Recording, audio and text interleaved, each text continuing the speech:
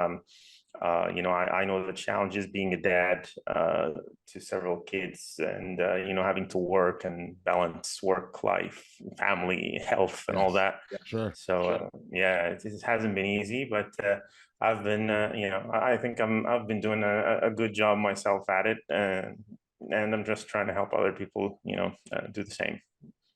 Stevenson here, and welcome to the Audacious Living Podcast, where we believe in living life to the fullest and embracing audaciousness in all aspects. Our goal is to empower and inspire our listeners to live their best audacious lives ever, breaking through barriers and achieving their greatest potential. Each episode brings interviews, insights, and strategies to help you embrace audacious living and seize every single opportunity.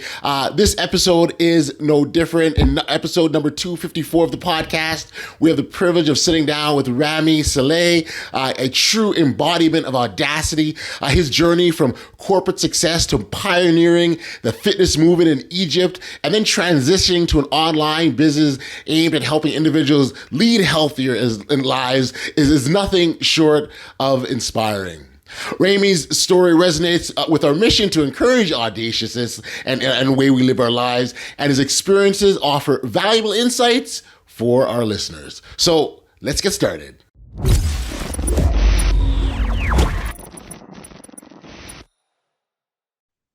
Hey, Ramy, how are you? This is great to have you here with me on the Audacious Living Podcast. Thanks a lot, Ali. It's a pleasure to be here, and super glad. Hopefully, I can add some value today. Absolutely. And calling all the way from Egypt, which is phenomenal. Thank you for making the time like this. Here on this podcast, we spend so much time encouraging individuals to find that inner audaciousness that we all have inside of us, to be able to push past and do all sorts of great accomplishments, whether it's again uh, reaching great feats or great heights, or getting past our present circumstances or challenges and obstacles. We do have the ability to get past it, get through those things. We sometimes forget, we sometimes don't realize it, but it is there. And you my friend, have had your own journey, if you will. And so perhaps as a starting point, we can let our listeners know, and our watchers, because we do watch on YouTube as well, let our viewers and listeners in onto your journey and what's got you to this point.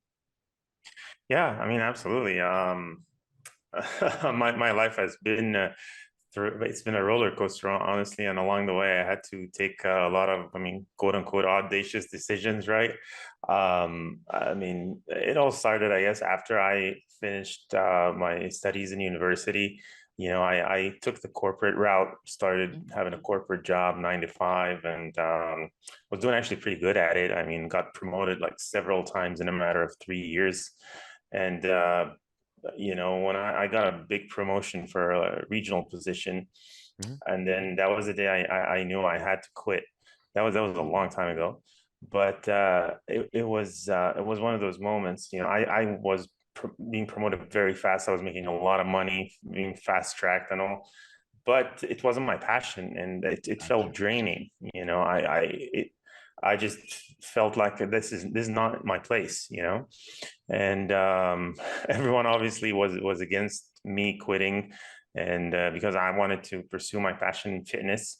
I mean, I was an athlete all my life. I played tennis growing up. I played a pretty high level as a junior, and but I took the leap and decided to go for it, and started learning, started traveling, doing certs, getting mentored by coaches and stuff.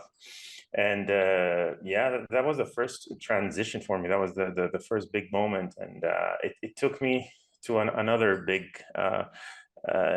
big journey, if I can put it that way. I introduced CrossFit to Egypt. That was a long time ago now. It was 13 years ago. Started an entire movement in the country, and opened several gyms and mentored a lot of people, coached athletes with the CrossFit Games. It was a great journey. But then, I got married about in 2017, and got my first son a year later. and things started shifting for me. My priorities started changing, and I mean, I didn't want to spend that much time at the gym anymore. Before that, I'd be in the gym all the time, in the morning, in the evening. Right. But now I just wanted to go home and spend time with my family, and that Right. didn't really work, right? Because these gyms are busy in the evening, and otherwise, if I'm in the gym in the evening, I'm just not going to see my family that much. Gotcha. So I decided to make a shift, and in 2019, I took one of those another audacious decision. In 2019, I started my own online company, and I sold the gyms.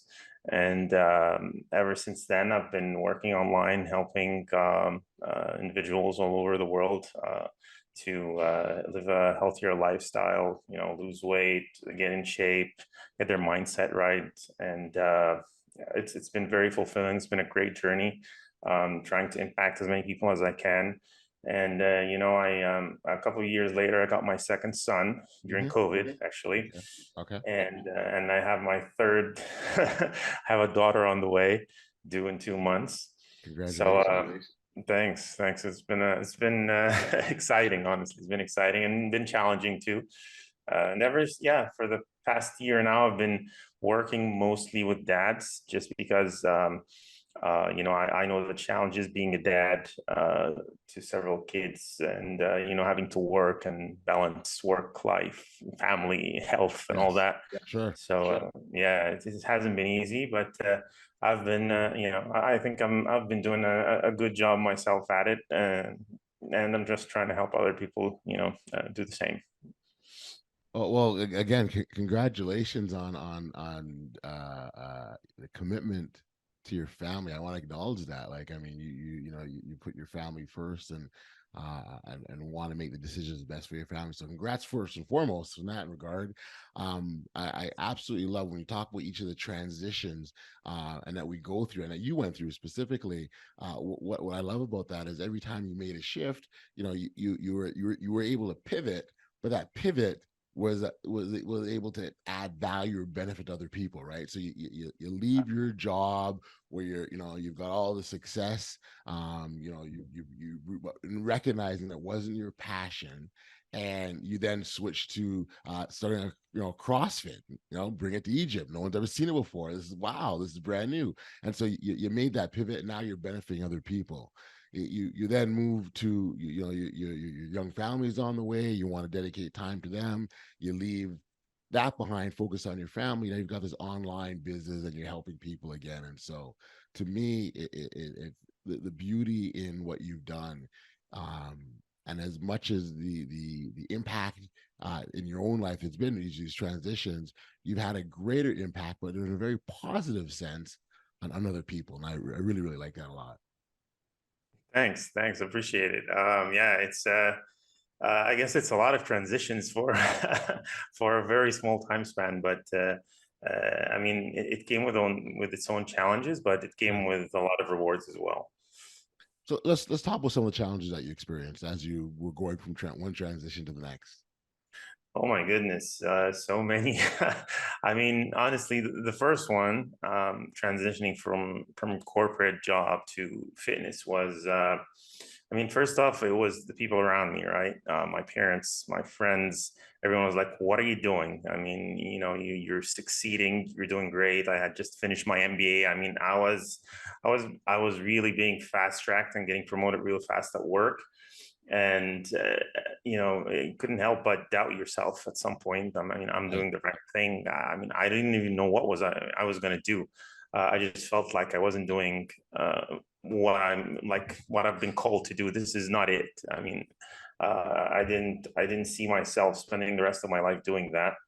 So that was very challenging, honestly, and it was truly a leap of faith for me. I was like, you Yeah. know what, I'm just going to do it and see what happens. And I'm thankful that I Sure. mean, it paid off. So it was challenging. I mean, in the same way, transitioning into a new career, it was one of those careers where, there is no drawn line to follow. There is no path. I had no clue what I was going to do. I just started traveling and learning. and just absorbing as much knowledge as I could. And then when I ran into CrossFit and decided to introduce it to Egypt, like no one knew what the hell I was talking about back Right. then. That was 2009. I mean, the only thing that was available here was like a Gold's Gym. I mean, and there was no such thing as boot camps or training outdoors Really? or Yeah. Wow. CrossFit, nothing. Yeah. I mean, the equipment wasn't even available in the country. It wasn't there. So when I started, it was like, okay, I need to explain to people what I'm doing first. And that took a good 3 years of just, training people in like gardens and stuff and soccer fields and stuff like that. Wow. So And that's literally starting from scratch, literally, right? yeah, With no blueprint to follow. Be essentially being your own trailblazer, really. yeah, yeah. Wow. It was an interesting time, and I guess I have a name for those things, like starting starting from scratch and things. It's exciting for me, So, and so, so let me. So I want to go back. So how did if CrossFit doesn't exist in Egypt, how do you stumble on it and learn about it? okay, yeah, that's interesting. So it's an interesting story. At the time when I was researching fitness, everyone's pretty much familiar with the movie 300 that had come out back then, and I saw the movie and I was like, wow, these guys, there's something, they did something. I want to know what they've been doing to get into this shape. I want to learn how to get people like that and how to get myself like that. So I decided to look it up. I started researching online, and there was a gym in Salt Lake City. It was called Jim Jones. Yeah. It was like an invitation only gym, very exclusive to like actors and professional athletes and stuff. And I decided to, you know what, I'm gonna email these guys and I want to go learn from them. It was a process back then to get there, but I was lucky enough. I mean, they had just started like a certification program, so I went there, started learning from them, and while I was there, I came across CrossFit. And from then, I was like, okay. After that, I went to California, I went to LA, took a certification there, and then came back home, and that's when I was And what that's were you when planning on doing the certification? Like, was it just for yourself at that time? I was just learning, just absorbing knowledge. That was it. Right. That was it. I love it. I love it. Just doing things differently. Yeah, yeah. I was like, I'm gonna learn as much as I can, and then when I learn as much as I can, then something's gonna come out of it, hopefully. And so you come back home to Egypt and you say, "Hey guys, I got this thing called CrossFit. It's gonna be fantastic. It's gonna make you great." And people are looking at you like, "What you talking about?"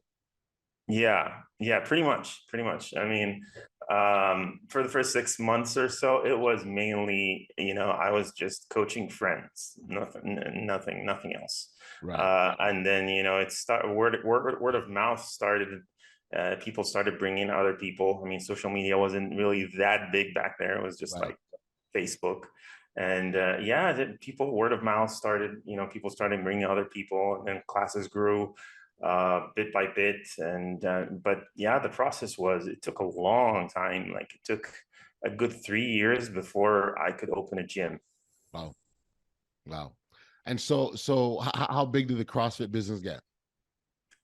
I mean, it got pretty big. I mean, in the country as a movement. I mean, for me personally, we had before I sold them, we had a couple of locations that I was operating. But in the country, I mean, there are endless CrossFit gyms. Even the big box gyms like Gold's Gym and stuff, like all of them have CrossFit areas in them. I like introduced a league and a competition here. There are thousands of Gotcha. people now doing CrossFit. It's Wow. really popular. Wow. Sparked the movement. Yeah, yeah. They call me the Godfather of CrossFit here in Egypt. I love it. I love Yeah, it. All right. So then the Godfather decides to make another transition again. yeah, And this yeah, time is for for the benefit of his family. yeah. Was there uh, um I guess the word guilt comes to mind when having to make that difficult of a decision, because you do like as a father myself, I understand making that decision for the sake of your children, so there's no question you're making it for the right reason, but at the same time you're leaving a lot behind. Yeah, yeah, and it's. I mean, honestly, you're not the first one. You're not the first person to ask me that. I mean, the amount of people who called me up and told me, "What are you doing?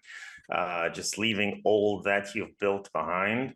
It's ridiculous. So many people told me that. But like you said, when you're a parent, you don't really think about it that much. You just do. And for me, especially, I grew up. My dad, God bless him, he was really busy. He wasn't around that much. He was busy making a living, trying to build his own business. He was an entrepreneur as well, and he just wasn't around that much.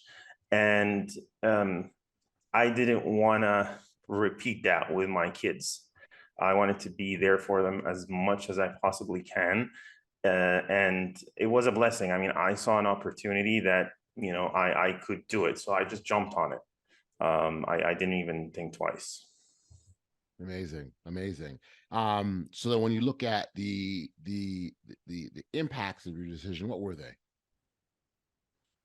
Um, well, for me personally, it had a great impact on my family. I'm around, I'm around for my kids. I mean, I work from a home office, so even if I'm busy, kids can just come and scream and knock on the door, and I'll just step out and hang out with them for a bit, and then come back and work. You Yes. know, to me in itself, that is a huge impact. I mean, I want my kids to feel that, hey, you know what, I'm around, I'm here for you whenever you need me. Even if I'm super busy, I'll make time for you. That's I believe that's the biggest impact that it had for me and for my family. Amazing, amazing.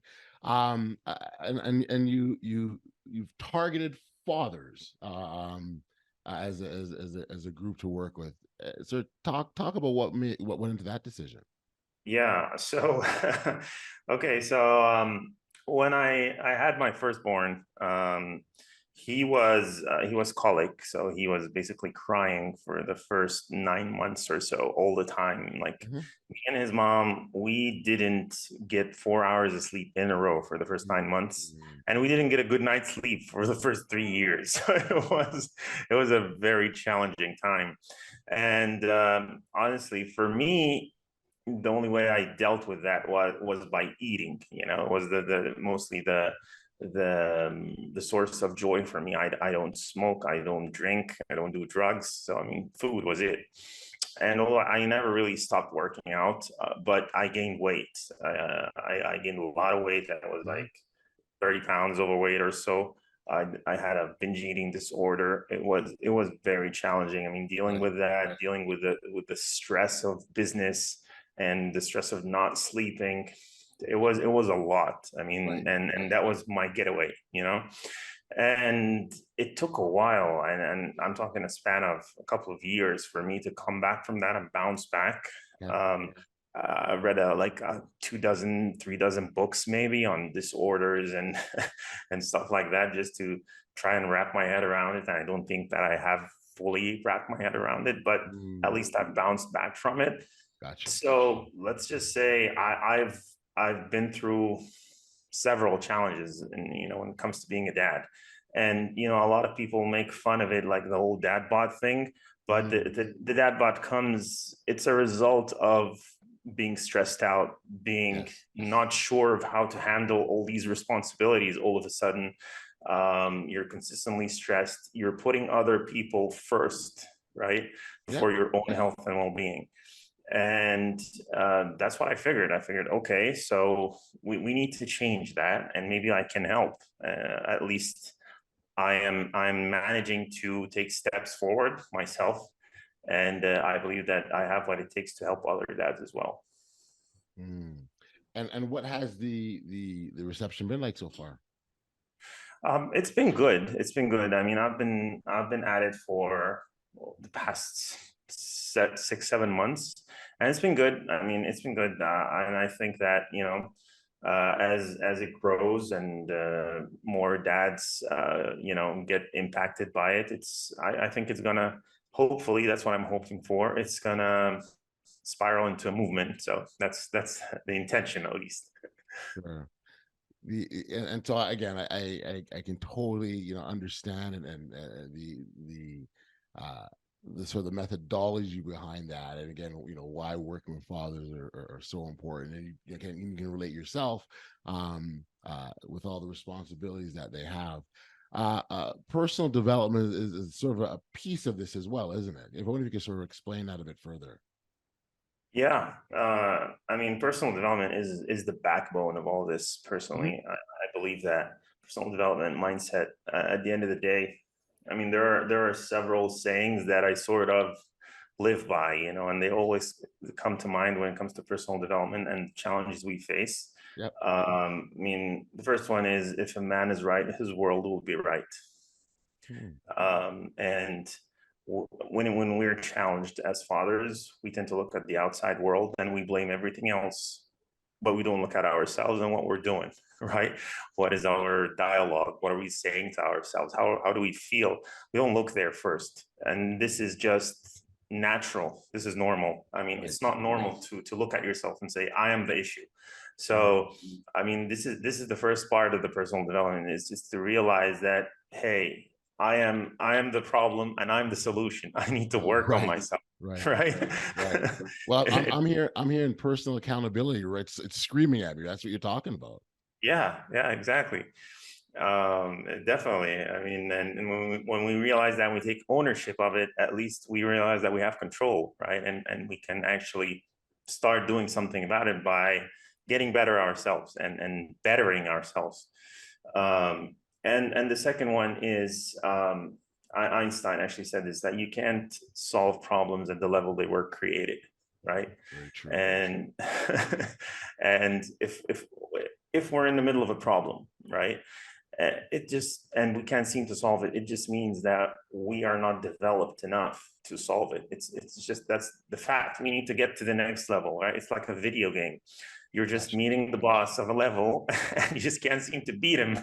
And there's something you need to know or do that is different from what you're doing right now in order to get to the next level. And again, it takes us back to personal development. Personal development will always be the ceiling that holds us back from solving our problems. Yes.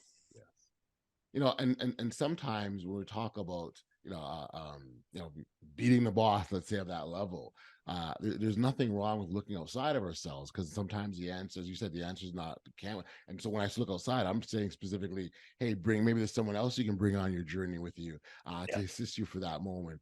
I think sometimes there's our egos come to play when it comes to asking for help. Right, yeah, we tend to shy away. I can do this myself. As a man, don't worry, I got this. I'm strong. I don't want to be vulnerable and look like I'm weak because I'm asking for help. But that's not actually a sign of it's not a weak. It's actually a sign of strength to be able to turn on and look to other people, and that's important. yeah. No, I absolutely agree 100%. And I mean, I believe in it. I seek out coaches whenever I can in any area Sure. of my life. I have a business coach, that helps me with my business. It's just, as you said, I believe it's a sign of strength to admit that we are weak in a certain area and we need help. We just don't like to do it. Like you said, I mean, as men, we like to be, Mr. Know-it-all, we know everything, and their ego Yeah. comes into play, right? Our egos are pretty inflated. Um, but I've been guilty of that in the past a lot. I mean, even when it comes to the whole binge eating disorder thing, I could have just might as well have gone to a therapist, but I just couldn't get myself to do it. Could have really shortened that period where I've been suffering in silence. Sure. Uh, but yeah, I absolutely agree with you 100%. Yeah. Um, I think our mental toughness, or our ability to be a mental tough, is a big part of this, right? I think more you can develop that toughness, that resilience, the ability to sort of bounce back from situations, um, the better it is for us. And I want to be really clear here because it's not to say we're not going to experience challenges. In fact, we absolutely are going to experience challenges and problems, and it's for that reason why we have to develop that mental toughness so that we are ready when the challenges arrive. I wonder if you can sort of talk about some really good ways, or a few ways of how we can develop that mental resilience, that mental toughness. Honestly, I believe that starting with the physical aspect of it is a very good way to start. Just, when you put yourself through some physical challenges, some tough workouts, or do a challenge like 75 hard or something like that, those really sort of prepare you at least for what's coming in life. Um, just, when you start your day doing something tough, at least that's what I do. It sort of prepares me for what's coming ahead. I'm like, okay, I've overcome that. I can do this. And then when you do that so many times, the whole I can do this, it starts to become part of who you are, right? You see a challenge and you say, okay, I can do this. Because I believe that the main issue with mental toughness, at least these days, is that most people just want a problem-free life. I used to be like that. I mean, 10 years ago, I remember I used to say this, I just don't want any stress. I used to say that to guys at work, don't stress me out. I don't want problems. There are problems, just solve it, come to me with solutions. And what I've realized that life is not like that. Life is going to just keep throwing problems at us no matter what. Yes. And we should expect them as normal. This is what life is about. And just, I think being mentally tougher just means, okay, here's a problem. Let's just deal with it. It's a good thing. Let's figure out the solution. And you just go about and figure out the way out of it. Instead of just, saying, oh my God, why me? Right. And because I think that's what, that's the first thing that comes to us, right? I think, that's a good point. I can do this. In fact, I would add to that and say, I can do this because I've done this, right? You've seen these things before. Yeah. You've run into them and you manage to go through. And that's why it's so important to acknowledge the things that you've gone through, because it gives yourself credit, but it builds up that toughness we've been talking about. Yeah. No, absolutely. I mean, it's what gives us the confidence, right? When you do things so many times, you just you have this like evidence in sort of in your locker that says, yeah, you can do this. I've done this in the past so many times and I can do it again. Yeah, no, I love that. I love that. Evidence is a great one, and it does so much for us. It builds our character, it makes us stronger. Obviously, makes us more resilient, like we talked about, and just ready to take on anything that comes our way, which is a beautiful thing. It really is. Yeah, absolutely, 100%. Yeah. I mean, this is well, first of all, congratulations on the job that you've done for yourself personally, and what you're doing for other people. I mentioned how important that was before, but I need to acknowledge that again, because it really is a big deal. To be able to impact people the way you have, fathers specifically, what you're doing for your own family and what you're doing for yourself. I think those are all commendable things, and I certainly want to acknowledge that. I want to thank you for taking the time to be on the podcast and sharing your story and your journey. I really much appreciate that. And if there are listeners who want to sort of catch up with you or learn more about you or your work, where could we send them? My Instagram, always on my Instagram, just the Unbreakable Father Project on Instagram. They can just reach out to me, and I always answer my DM. So if anyone has any questions, just reach out to me on Instagram. Yeah. I even love that, the Unbreakable Father. It's the imagery around that is so powerful, and so the work you're doing in that regard, again, I can't say enough how important that is. So thank you. I appreciate you doing this, my friend, and all the best. Keep up the great work. Thanks a lot. Thanks a lot, Audley. I really appreciate you having me. It's been a pleasure chatting with you. Thanks a lot. Take care.